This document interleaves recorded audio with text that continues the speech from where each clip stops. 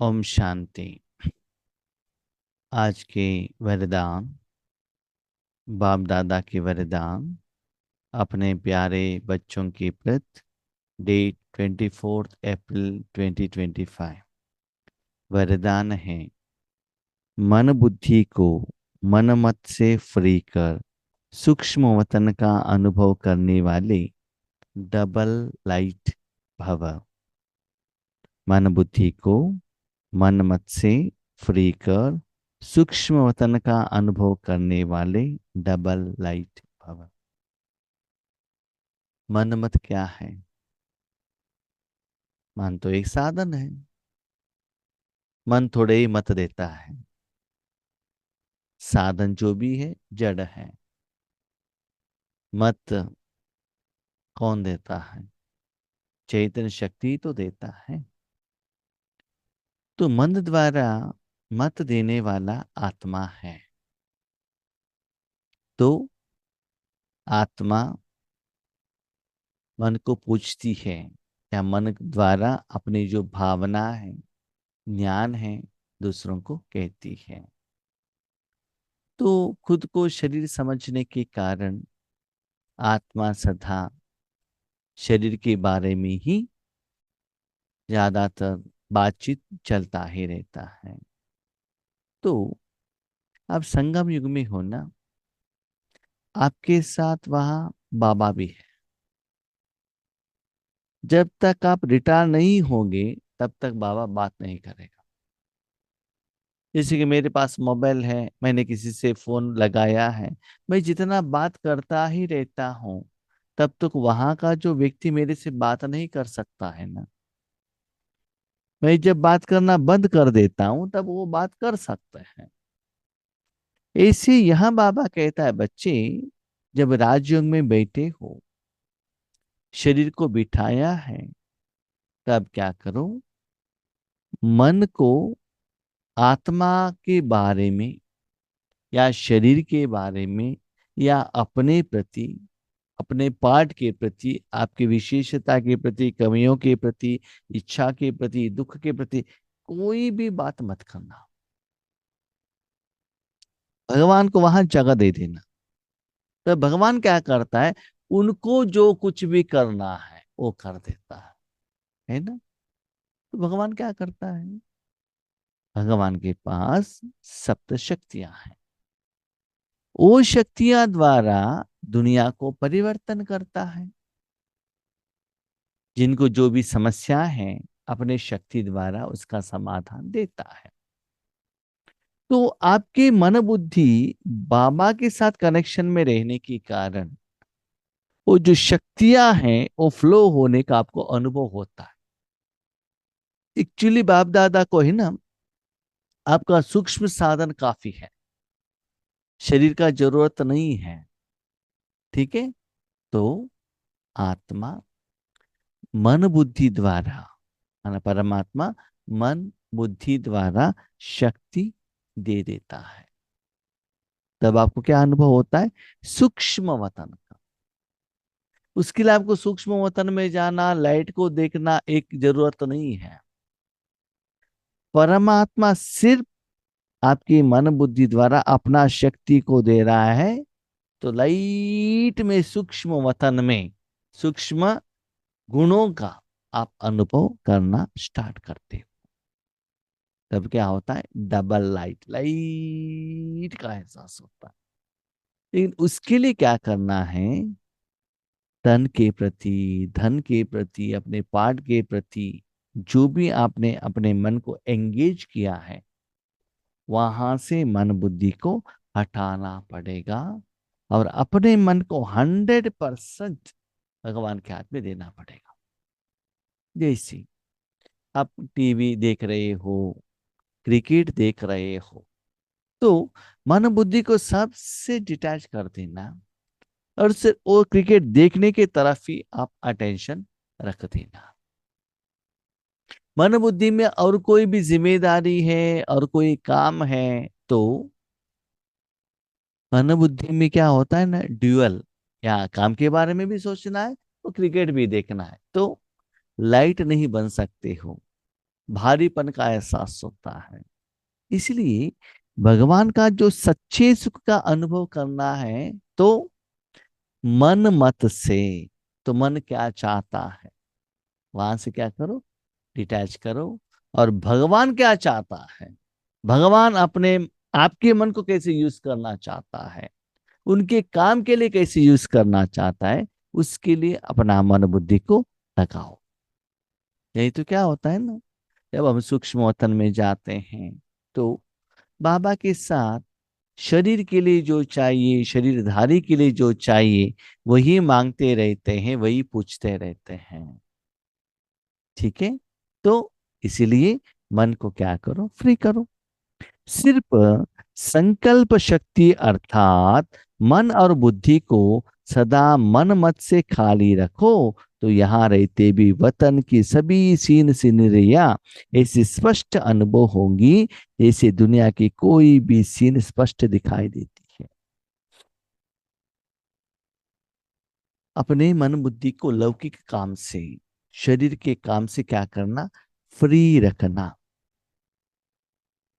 ऐसी दादियों को सभी सूक्ष्म तन में जो भी चलता है वो दिखाई देता था।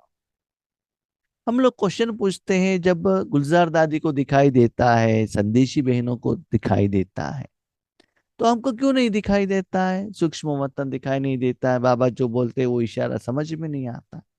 यस, सभी लोगों को सूक्ष्म वतन का पाठ नहीं है।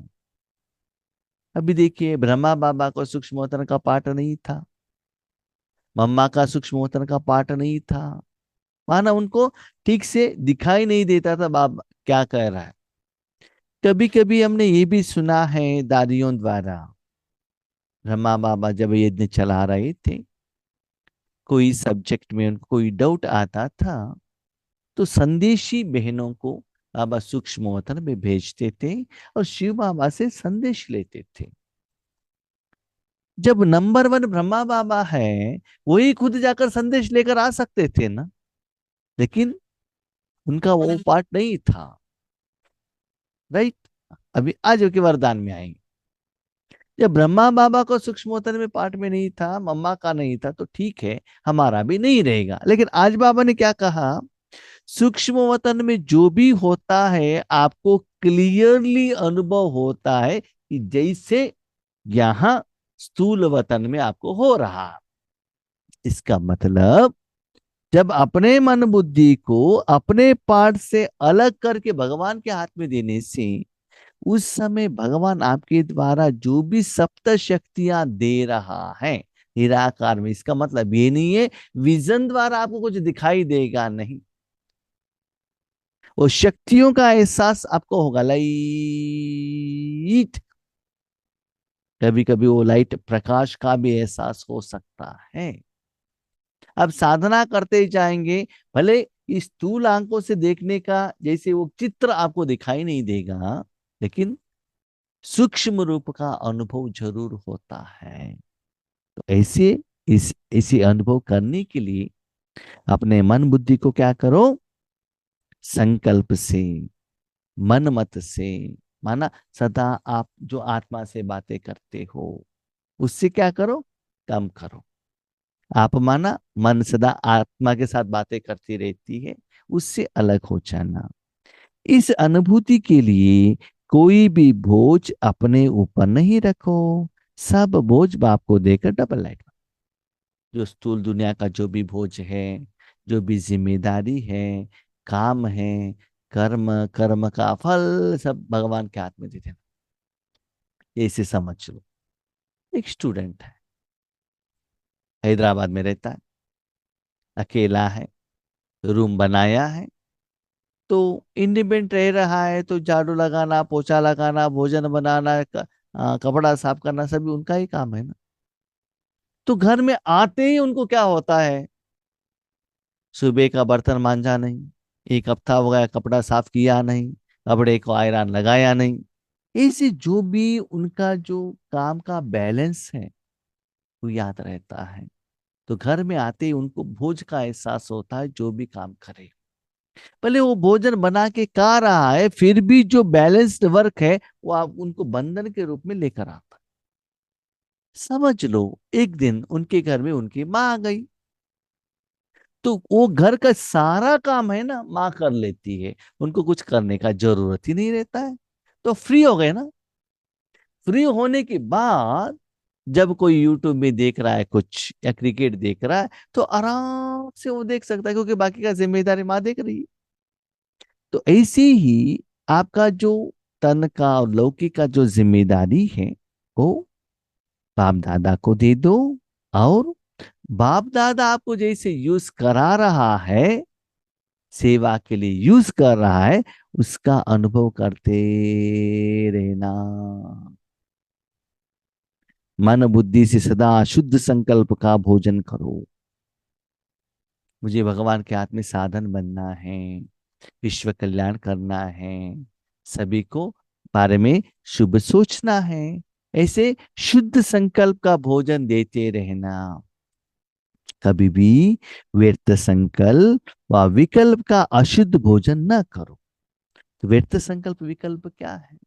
देखिए, जब आपने 5,000 साल में अपने मन बुद्धि को यूज किया, स्पेशली द्वापर युग से जब आपका पाठ चला, तब विकर्म होने के कारण, असफलता होने के कारण, जो भी आप कर्म के लिए संकल्प करते हो, तो क्वेश्चन क्या आता है? ठीक होगा या नहीं होगा, करूं या ना करूं, आज करूं कि कल करूं। ठीक नहीं होगा तो क्या होगा? असफलता होने के कारण ज्यादा से ज्यादा वो व्यर्थ संकल्प आने लगता है। और द्वापर युग के बाद 2500 साल में, 2500 ईयर्स में, ज्यादातर इंद्रियों का सुख जिसमें रावण भरा हुआ है, फिल्म देखना, नॉनवेज खाना, टेस्टी भोजन खाना, तो वो प्रैक्टिस होने के कारण मन वही चाहता है। कोई व्यक्ति बहुत समय से दारू पीकर एडिक्टेड है, तो उनका मन क्या करता है? दारू पीने की तरफ ही जाता है, क्योंकि वो उस मन ने क्या किया? वो दारू के साथ कनेक्शन में रहकर उस सुख का अनुभव किया, इसलिए वो चाहना के लिए वो बाहर जाता। राइट? ऐसे आपके पास क्या है अभी? संकल्प, संस्कार क्या है? 2500 साल का विकारों का संस्कार है, तो वही रिपीटेशन आता रहेगा। अब चाहे तो देख लीजिएगा, जब आप बाबा के बच्चे बने, बाबा ने आपको कहा कि नॉनवेज नहीं खाना है और लहसुन प्याज नहीं खाना है, तो जब बाबा से हमने सुने, लेकिन थोड़ा दिन हम लोगों को इतना मुश्किल हुआ वहां से बाहर आने के लिए। लंबे समय से आपने दृढ़ निश्चय किया, 6 महीना, 1 साल, 2 साल, 5 साल, 6 साल, उसके बाद आपका ये नया संस्कार बन जाता है। अभी उसका जरूरत नहीं रहता। फर्स्ट टाइम आप कपड़ा पहनो, व्हाइट कपड़ा पहनो, कैसा लगता है? मुश्किल लगता है ना, क्योंकि कलर का पकड़ा कपड़ा में आप एडिक्टेड हो, और बाहर की दुनिया में भी आपसे कलर कपड़ा ही एक्सपेक्ट करते हैं। तुरंत व्हाइट कपड़ा में आना, वो वीडियो के जैसे लोग देखते हैं, है ना? टोटल डिफरेंट अंदाज में देखते हैं। तो आपको भी उस विधि को या उस जो स्थिति को एक्सेप्ट करना, दुनिया भी आपको उस रूप में एक्सेप्ट करना मुश्किल होता है। लेकिन एक बार आपने निर्णय ले लिया कि मुझे इस रास्ते पर जाना है, तब आपको मुश्किल नहीं लगता है। ऐसे ही बाबा कहता है, बच्चे देखो, आज तक ज्यादातर मन बुद्धि, स्पेशली मन, व्यर्थ संकल्प और विकल्प का अशुद्ध भोजन में चल रहा है। लेकिन वही जिम्मेदारी भगवान को दी तो क्या होता है? मैं आपको एक प्रैक्टिकल बता देता हूँ। आज जब सेवा चल रहा था, नमाज शाम में, कंप्यूटर स्टक हो गया, 3 बार स्टक हो गया। ठीक है, तो क्या करें? तो ट्रैफिक ए नमाज शाम योग में बाबा को कहा, बाबा ऐसा ऐसा है, समस्या है। ठीक है, क्या करें? बाबा को जिम्मेदारी दी थी, ऐसा है, क्या प्रॉब्लम है मालूम नहीं है। ठीक है, ओके। नमाज शाम योग कंप्लीट हुआ, होते ही जो रिपेयरिंग करने वाला था उनको मैंने फोन किया। उन्होंने कहा ठीक है, मैं कल भेजता हूँ।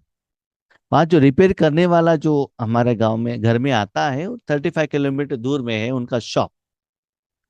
उनका जो वर्कर है, हमारे गांव में, हमारे घर के नजदीक में ही रहता है। मैंने उनसे पूछा कि आपके वर्कर को मैं फोन कर सकता हूँ क्या?